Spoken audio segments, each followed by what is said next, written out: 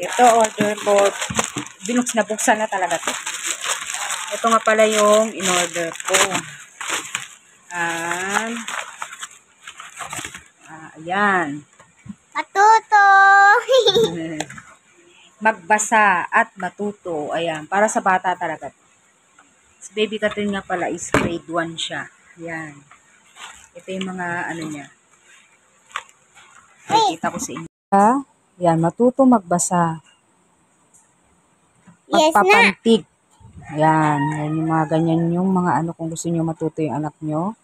Magbasa. Ayan. Ayan. Grade 1 siya. Grade 1 na to si Catherine. Kaya binilahan ko siya ng ganito. Ano to, baby? Yan. Kaya kung gusto nyo, ilalagay ko sa yellow basket kung saan ko in-order to. At para matuto yung mga anak nyo.